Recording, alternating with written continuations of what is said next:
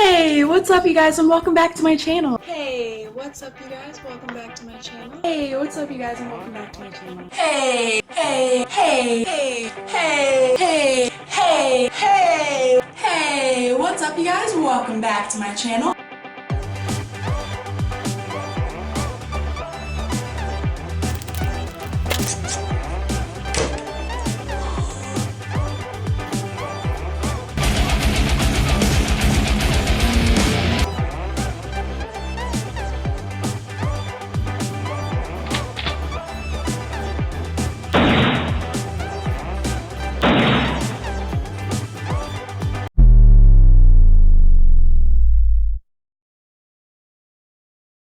You're watching Lizard Guru.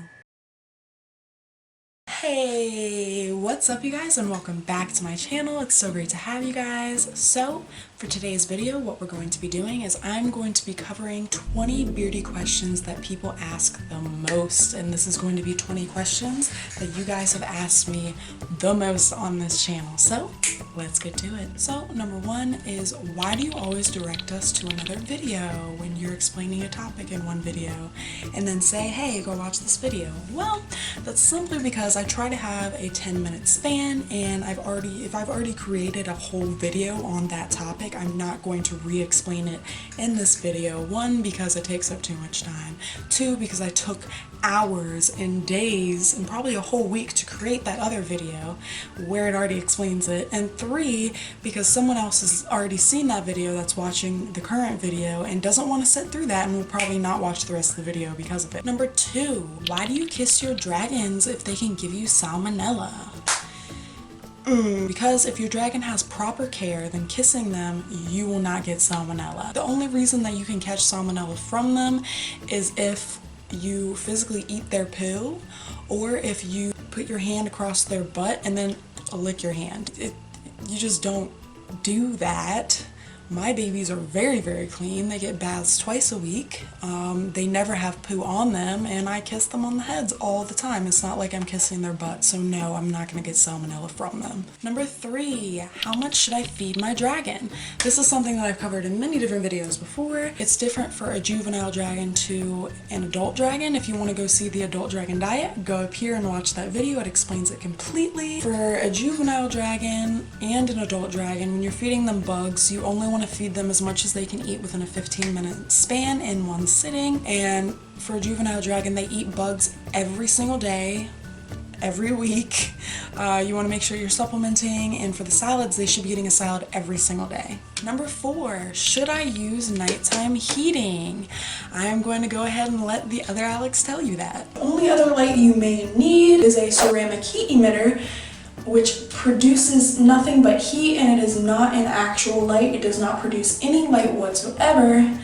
And people generally use red lighting or stuff like that for heat lamps during the night. If you have an issue during the night with heating, you need a ceramic heat light. Red lights are harmful to your dragon and you should not be using them. You also should not be using a heat lamp at night. It disturbs your bearded dragon's sleep patterns and is just not fair to them. Number five, how do I lower the humidity in the tank? So this is actually an interesting one, and it can be really, really difficult. I get that. So number one, if you haven't already tried it, get a large unit dehumidifier. If you don't have that, you're gonna need it. Their humidity should not surpass 30%. 20% is ideal because they live in arid, hot, dry areas such as Australia. That's where they all originate from. Things like the EverDry dehumidifier and stuff like that, the mini ones, are not meant to be in the tank. Don't put them in there. They are only meant to be used for small enclosed spaces like guitar cases, cabinets, and little things like that. They're not going to be useful inside the tank. You can also try a sock filled with uncooked rice. That has been successful in the past. You want to be sure that if you have a bowl of water in there, you take it out if the humidity is an issue. Some people have been known to use a dehumidifier bag that you hang near the tank to collect humidity. Also, one major thing is if your heating is not correct, then there's a good chance that your humidity is higher than it needs to be. Also, if you are not using a digital humidity gauge, then it's probably wonky and not showing you the right percent of humidity that is inside the tank. You always want a digital one. Number 6, why are mealworms bad? A lot of people say, I fed them all the time and they're fine, my baby's fine. or I've seen people that have fed them for years and the dragon is fine. yeah, this is something that I've already covered in a video, in my OP tribute video, where my baby passed away from eating mealworms. They are not good for your dragon. Number 1, they're not nutritious in the slightest for your dragon, so there's no point in feeding them, in my opinion, for that reason alone. But 2, they are very dangerous to feed because of the chitlin, and they are more chitlin than meat ratio, the meat being the actual bug, whereas superworms, they're not much better, but they are better in the sense that they can digest them, unlike mealworms. A lot of the times bearded dragons will poo out the full mealworm because they can't digest it properly. It gives them a lot of issues. You shouldn't feed it to your bearded dragon whatsoever. Things like leopard geckos can eat them, but if I ever got a leopard gecko, I wouldn't even feed that to my leopard gecko because of what happened to my bearded dragon. They're not needed. Plus, for leopard geckos, roaches are much healthier for them anyways. So go up and watch that video if you would like to see all of the issues that can happen with your dragon. And my main thing is why would you feed it to your dragon if you know it's an issue and it can kill them? Number 7, how long should I keep my bearded dragon out of the tank for? This one highly depends on the temperatures in the room, the amount of air conditioning you have, and all of that. So my main way to gauge this is watching the dragon. The dragon will let you know when they are ready to go back in the tank. For example, Aether, my rescue baby that I have, he's male. He will run around, and then he'll start just like laying down and trying to go to sleep somewhere, or he'll just halt and stop running around and start to get darker, and that means that he's cold and he needs to go back in the tank, because bearded dragons, they can only move around and have that type of energy when they have their optimal heat and their optimal body temperature. So I either wait for that, or I have my temp gun and keep putting the temp gun on him until he reaches 80 degrees Fahrenheit. Once he reaches 80 degrees Fahrenheit, I put him back inside the tank. Number 8, how do you get them to eat salad? I actually cover all of this in this video right here. And I will also let the other Alex tell you the hard part of how to get them to eat greens.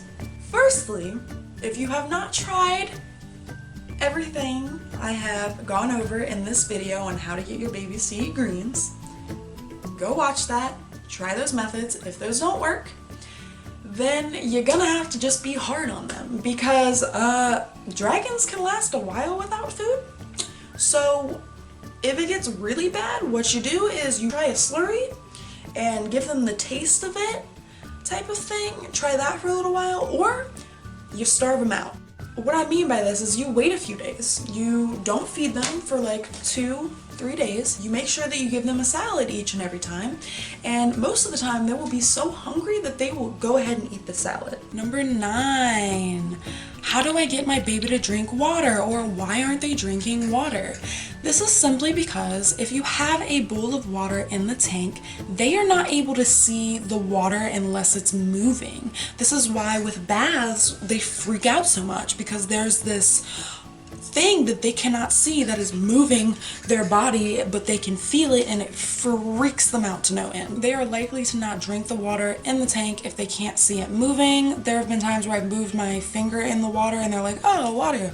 But even then, bearded dragons are not normally known to drink water by mouth. Their main source of hydration is from their salads and from their bugs. You can get them to drink water usually by dropping some water on their nose. I typically try to do this 3 times a week. My dragons will usually drink like a few sips or something like that out of those 3 times, but they rarely put down like syringefuls and syringefuls of water. If that's the case, then they are not getting enough hydration from their salads and their bugs. Number 10, how do I tell if my beardie is sick? Again, I actually cover all of this in this video right here. It's actually the second video in the series of what your beardie is trying to tell you. I tell you all the signs and symptoms that can happen with a sick dragon. Number 11, how do I get my bearded dragon to be comfortable with me? Well, this is something that I also cover in my how to bond with your dragon video right here. Basically, you want to be patient. Hand feeding is good for them. They are more prone to like you if you give them food and if they know you're safe with food. But you do want to be sure that you give them time to acclimate for at least a week or two inside their tank. If they are a rescue, give them another week on top of that because they are skittish, nervous, scared, and have worse experience with humans than a regular baby or a dragon that you're just getting from a store or from another person. Number 12, I was told coil UVB was the best. Why can't I use it? Coil UVB is absolute crap. It is not good for your dragon. It doesn't even come close to the right amount of UVB they need. Like, for your dragon to get UVB from that at all, it needs to be sitting right up against the screen for them to get it. It does not have any UVB output. It's not good for them. And the reason why people think it's okay and they use it for years and their dragon might be fine is because bearded dragons can go a little while without UVB. The baby that I have now, Aether, had a coil UVB for about 2 years and he's still living, but he's having a lot of issues with digestive stuff because he also had sand on top of that, which is the worst. Your bearded dragon cannot function 100% properly or thrive without the tube UVB light, and not just on a small one side of the tank. You need it for the entire length of the tank. Number 13, why isn't my dragon growing as quick as the other ones or as the ones I've seen? This is simply because every dragon grows at a different rate. It is proven that dragons that have proper care and the best food and you're feeding them correctly actually grow quicker. If they are not growing as quick, it is either because they are stunted in growth, aren't getting the right amount of bugs, supplements, lighting, UVB, or it's because they're a species that just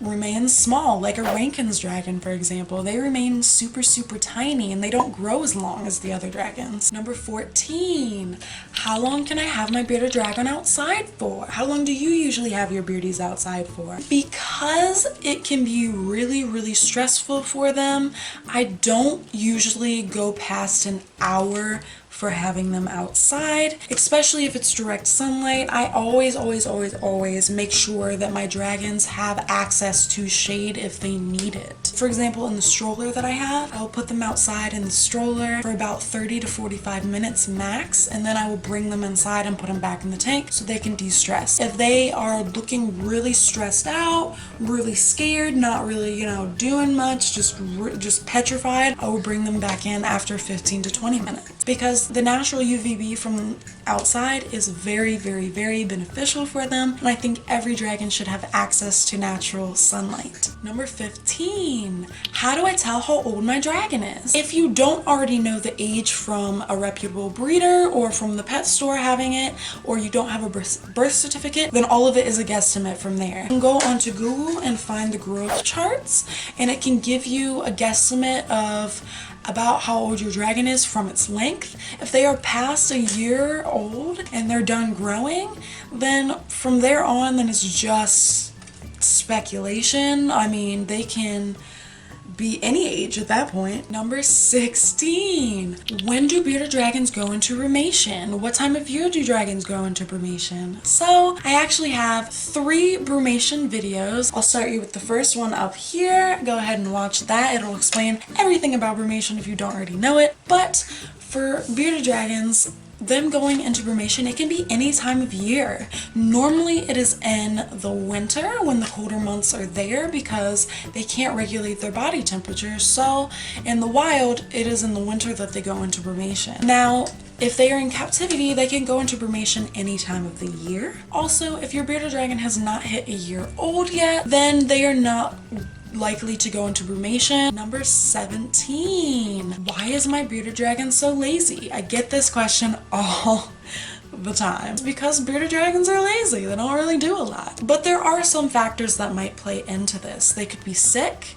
They could not have the right heating, which is generally what the problem is. Number 18, what are the best things to feed? So if you want a full care guide, a full list of things to feed, then go join my reptile lovers group on Facebook, and I have a whole care guide along with a bunch of other files that you can look at, download, you know, whatever. So I'll just go over a few of them. Dubia roaches are one of my favorite things to feed because they are high in nutrition and full of water as well if you give the dubia roaches the right diet. And they're full of protein. You also want to be sure that you give them things that are crunchy in their salads, like bell peppers or little tiny chunks of butternut squash as well, because that helps keep their teeth healthy and it takes all of the plaque off. Crickets are also great. The only thing with crickets is that they can bite. They're also more prone to carrying parasites than the other bugs. Superworms are great as treats, not a staple. Also, BSFL or black soldier fly larvae are one of the best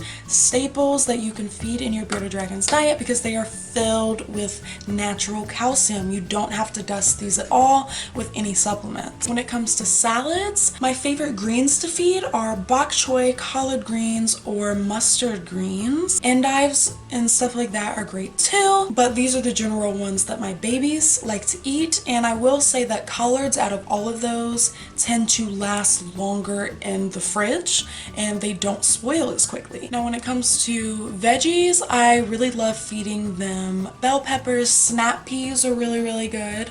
Usually I break them up into pieces and put them on the salad, or I feed them by hand and they just like gnaw off piece by piece. A lot of people like to feed carrots, but this is something you should only feed occasionally because it can upset their stomach and it's known to make them throw up if you feed it every single day. And of course, butternut squash, you can feed that every single day that you want. It's really nutritious for them and really good for them. And of course, really good for their teeth, as I mentioned before. Number 19, why is my male dragon so angry? What do? He seems so upset. It's most likely mating season, like it is right now in the summer. When this happens and your male dragon has hit the age of 1, then usually they will go through that life stage where they are hormonal. They have all of these hormones running through their body and it kind of makes them a little nuts because they're looking for the females. They are ready to breed. So this means that they look really angry. They'll be black-bearded a lot during the summer. Nothing will set them off. They'll just start black-bearding, stomping, bobbing, running around and darting around, you know, just getting real angry for no reason. And it's simply because they are hormonal and just have all this racing through them and they don't know what to do with themselves basically. So it's completely normal. You don't have to do anything. Just give them some love. Number 20, what is the best substrate? This one is very debatable. A lot of people like using sand, which is not good for them whatsoever. It can cause impaction, cause a lot of different issues. And I actually cover all the reasons why in this video right up here. No sand, no loose substrate, all bad for them. But having things like peel and stick laminate or peel and stick vinyl like I have in my tanks is really good. You just need to be sure that whatever substrate you have, it has traction because you don't want them to splay their feet. This can actually cause issues with their walking pattern over time. Things like tile or repticarpet are really good too. But keep in mind that if you are bringing your dragon home for the first time, you should always make sure that you start with stuff like paper towel or newspaper for the first month just to monitor their poos. But past that, newspaper and paper towels are not a great substrate to have for your dragon as a permanent substrate. So with that being said, that is all I have for you guys. If you're still watching, be sure to like this video, share this video, subscribe if you haven't already, and be sure to check out all of my social media. I have a Facebook, Twitter, Instagram, and I have a Facebook group. Also, if you haven't already heard or you haven't checked it out, I have a second channel. Here's the name right here. And on this channel, I do a lot of different random things, as the name suggests. I do things like animated stories and other random videos basically. So if you would like to check it out, go ahead and type this name in right here and give me a big old click on that subscribe button. As always, from my family to yours, I hope you have a wonderful, wonderful week. Mwah!